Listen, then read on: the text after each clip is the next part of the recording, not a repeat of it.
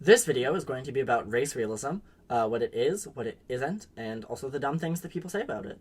Um, Before we get started, I would like to say that yes, I am making this video from my closet, as you have probably noticed. I heard that closets are very nice acoustic spaces, so I decided I'd do the video in here. Um, if you want, you can go ahead and do me a favor and pause the video here. Take a good long look in my closet. I'll get out of the way so that you can look at it and see if you can find something that is embarrassing here, and then go ahead and go down into the comments and write a comment about it. Oh, that is actually a little bit hard to explain why that's in my closet, but okay, whatever. So before we get started, why am I making this video? First of all, I would like to in the future make videos about more substantial topics, race realism, transgender rights, and I think essentially those discussions are about how real we consider various categories to be. So in the case of race realism, how real do we think race is? Is it real out there in nature? Is it something that we made up and are just imposing on human diversity? And similarly for transgender rights, how real do we consider the category of gender to be? How real do we consider the category of sex to be? And how do those things interact?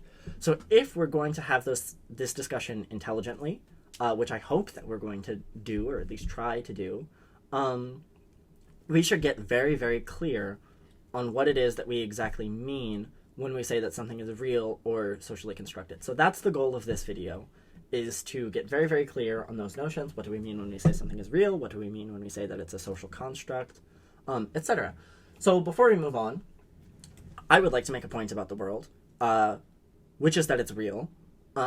Electrons, quarks, neutrinos, etc., those things, to the best of my knowledge, actually are out there in the universe. So I'm not sure if denying this is something that's actually common on the left wing, or if the right wing is just using it as a shitty straw man. I somewhat suspect it is the latter, but either way, this is a point that needs to be made. The world, it's totally real. Or maybe it's not. It turns out that it doesn't actually matter that much, because you see, you, and also I, only have access to our eyes, our ears, our nose, our mouths, our senses, etc. That's all we have. That's all we'll ever have. If someone ever tries to claim to you that you or they have direct access to reality, that person is delusional. They're just kidding themselves. So this, I think, is what people mainly mean when they say that reality is socially constructed. Because we don't have direct access to what actually is, what's actually here, all we have is our subjective experiences and our intersubjective experiences. What we experience through our senses, and what we experience by way of other people, what our family tells us, what our friends tell us, what we're taught in school, also known as culture. This is a pen. And how do I know it's a pen? Well, I can look at it. I can feel it. It feels like a pen. It looks like a pen. I suppose that if I tried to write with it, it would probably make some little ink blots on a piece of paper. So for all intents and purposes, it's a pen, to me anyway. But how do I know for certain that this object right here is a pen? Well, you've probably already guessed the answer to that question, which is that I don't. I am simply making an educated guess about what this thing is, and I could be wrong. I could be a brain in a jar who's never touched a pen, never seen a pen, and I never will. I could perhaps have taken a bunch of drugs just now, and maybe I'm holding a severed penis, and I don't even know it. I could be completely mad and just have made up the idea of a pen. There's no such thing as a pen. There never was such a thing as a pen. And if I ever explained, hey, this is a pen, I use it to write on paper, every sane person in the world would say, well, what are you saying? That doesn't make any sense. I've just gotten myself into a position where it sounds reasonable to me, but it isn't. The point is, that I really don't know if this is a pen. I'm pretty much just making a guess. So there's another level to this type of thinking, which is that not only do we get our perceptions of the world filtered through our sensory organs, our eyes, ears, mouth, and nose, but we actually receive that sensory information through another filter, which is the filter of our perceptions. So anyone who doesn't believe me about this distinction I'm making can just think back to a time when you've seen something, heard something, when you've seen something or heard something that you didn't notice. So, for example, if a car was coming down the street and you saw that there was a car, out of the corner of your eyes, you saw the car, but you didn't perceive it. You didn't recognize that this car was coming towards you until the last minute when someone slammed on the brakes, there was a loud noise, you turned and looked, and you realized that you'd been seeing this car the whole time. You merely hadn't perceived it. So there is a difference. There's a very important difference between sensation and perception. So not only are we looking at reality through a funhouse mirror, but that funhouse mirror is actually a reflection of another funhouse mirror, which itself is pointed towards reality. Another example. So I have a book in front of me. It's a pattern language. It's a very nice architecture book. Look inside of it. So what do you see here? I personally see a couple of sentences arranged in a paragraph. Those sentences can be decoded into information. So that is my perception of this book. It's probably your perception of this book as well. But again, what's actually here? Some pieces of dead trees, some plastic again, and some little ink stains on the dead tree bits. Now imagine what would happen if I showed this book to someone who didn't speak English, or maybe was illiterate, or had no concept for a book, or no concept for language. They would perceive these pages and diagrams to be... They would perceive it much more closely to what it actually is. They would say, well, that's just a piece of plastic with some dead bits of trees in the middle of it. And that is, in fact, much closer to what is actually here in front of us. So the point is, I'm trying to make yet another distinction. It's an entire video of distinctions that I'm making. This book, you can perceive it correctly, and you can perceive it in a way that is useful to you. And those are very different things. Perceiving something correctly in a way that is a direct reflection of reality is very different from perceiving it in a useful way. This book is useful to me as an object precisely because I don't perceive it correctly. I don't see it as a collection of pieces of dead wood. I see it as a book, something that I can receive information from. So remember that, because it's essentially the point of the entire video, is that seeing something correctly as a reflection of reality and seeing something in a way that is useful to you is very, very different. Just keep that distinction in mind, because it is essentially what the video is about. Okay, so the pen. You want to see me make this pen disappear. And I'm going to. So what do you see here? It's still just a pen. Despite my philosophizing, you still look at it and you still see a pen. And I do too. The point of this whole video is not to get you to a place where you look at the pen and you say, I don't believe in pens anymore. Pens are a government conspiracy. The point is that you understand what you're seeing and why you perceive it to be a pen as opposed to a severed finger or a little tiger coming to hunt you down or something like that. So let's look at the pen again, because everyone loves looking at pens. Imagine that you were looking at this pen not as a human observer, but looking at this pen the way that the universe sees it. What would you see? Well, you'd see a little bit of plastic, a little rod, a little tube of plastic with a little metal bit sticking out of it. And inside that tube, you'd see a little more metal, structured in kind of a triangle shape, with more tubes of plastic containing ink inside. So objectively, that's what's here, right in front of you. When you say pen, that's what you're referring to. This pen, just like everything else in the universe, is essentially one of many possible stable configurations of electrons, quarks, and energy. Now that's all it is. Pens need people to exist, essentially. Without a person to come and perceive this object, it would just be another collection of quarks, electrons, and energy. Pens, just like nation states, just like money, just like the English language, need people in order to exist as categories. Got it? Without people, there are no pens. I mean, there are pens, but they wouldn't be called pens. They wouldn't exist as pens. They would just be these fucking things. So I want to clarify something, because people misunderstand this argument pretty frequently. I am not trying to say that any perception is equally valid, okay? So let's go back to the book, because the book is a very useful example.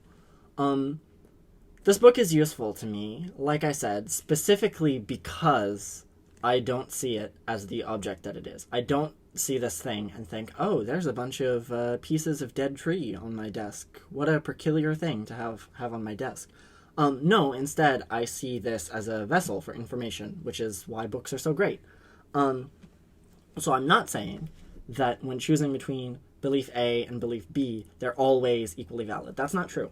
What I am saying is that when choosing between two beliefs, belief A and belief B, the question is not what is the most realistic belief. Because realistically, if you're talking about a pen or if you're talking about a book, all that there is are electrons, quarks, and energy.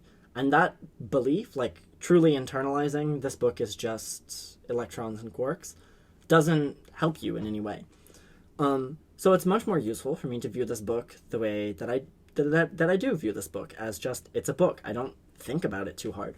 So that's why I choose to view books as books and not the more realistic view of them as, collections of plastic and dead trees. So the argument here, the takeaway, is that when you're arguing between belief A and belief B, you're not fucking discussing which one is more realistic. You're talking about which belief is going to be more useful.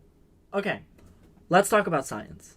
So, how do we do science if we don't have direct access to the universe? Because science essentially is about the universe as it is before we layer our perceptions on top of it. Now, that's how some people view science, but it's not exactly correct. Science is not necessarily about coming up with the most realistic opinion about the way things are. Science, just like most belief systems, is just a systematic way to choose between belief A and belief B. Except that in science, we have a specific test that we run on belief A and belief B to see which one we're going to choose to believe in. And that test is called an experiment, you probably know.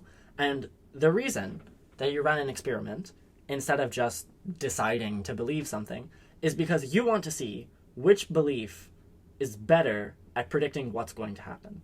So, in this case, in the realm of science, we take usefulness and replace it with predictive value. We determine usefulness by which belief gives us the most accurate prediction of the future. We're taking our current perceptions, our current and past perceptions, and we're filtering them through belief A and belief B to see which one will give us a more accurate prediction of what's about to happen. And then we run an experiment, we can compare which belief did better and throw out the one that does worse.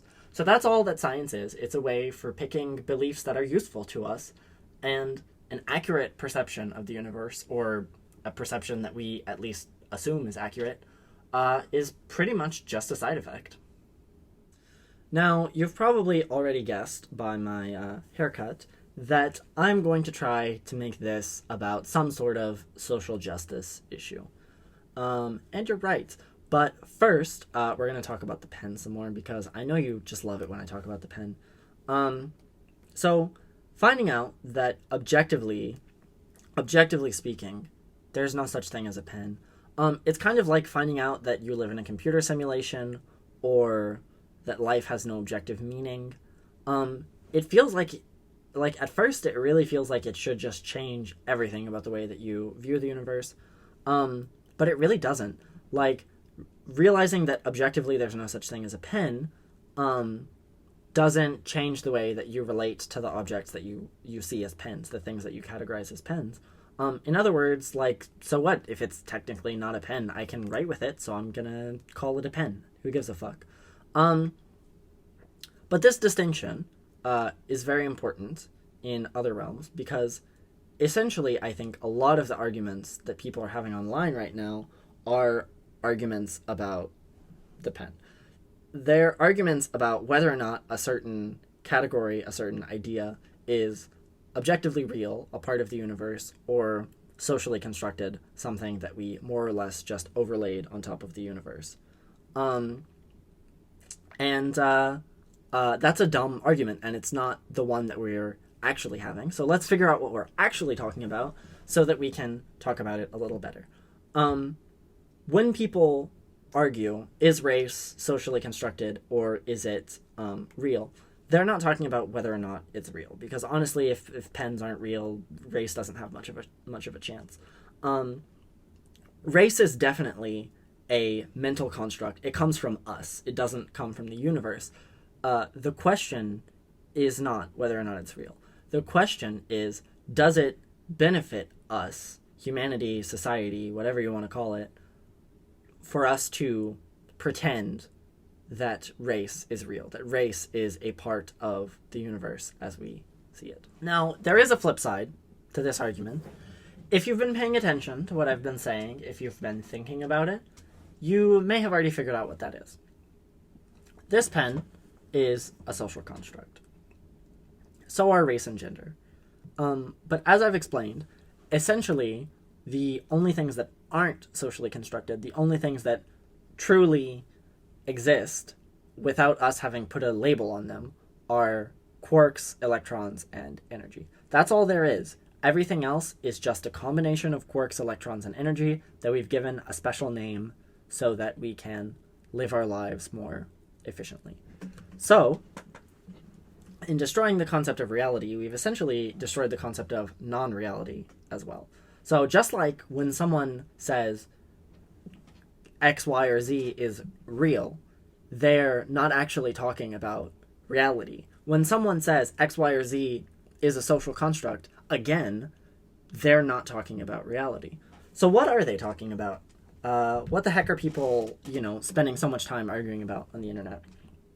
Well, they're arguing about how we should treat certain categories, objects, and ideas. So, the idea of a pen, it's not inherent to the structure of the universe. We invented pens. We decided what does and does not count as a pen. We invented pens, we invented books, we invented the line between them. The universe provides no structure to determine whether this is a pen or whether this is a book. We just put them there because it turns out you can live your life much, much more efficiently, effectively. You'll be a much happier person if you recognize this as a pen and if you recognize this as a book. So this is what the argument about social constructs is really about. Should our various ideas and categories so useful to us that we should treat them as if they're inherently real? Should we forget that we made up those categories? So when you're having this argument, and I know that you will, people have arguments about social constructs all the time. When you're having this argument, just remember what it's about, okay? Because it's not about whether or not something is or isn't real. That's completely irrelevant. The question is, in what ways does it benefit us to treat this thing as real? And in what ways does it benefit us to treat this thing as socially constructed? Cool, so that's the video. I hope that I have explained away any confusion that you might have had about what a social construct is, what it isn't. And if you're not less confused than you were before, I hope you're at least way more confused than you were before, because being fucking confused is the first step of thinking about things. Pretty sure Plato said that, actually. Anyway, if you are confused, head down to the comments, ask a question. This is a tiny channel with like 4 subscribers, so it has 3. 4 is wishful thinking. But if you have any questions, head down to the comments, ask the question. It's a tiny channel. I'll probably see it. I'll probably be able to answer. And in the future, I will be applying this sort of thinking to the concepts of race and gender to explain why I think that they're best understood as social constructs. So if you do want to see that, you should press the subscribe button. I think it's like over there or something. And then there's like a little bell that pops out. Click the bell too, because I don't know, that helps. If you want more people to see this video, press the like button. If you want fewer people to see this video, press the dislike button. If you think I'm an SJW cuck, you can also press the dislike button. Anyway, yeah, that's it. bye, I guess.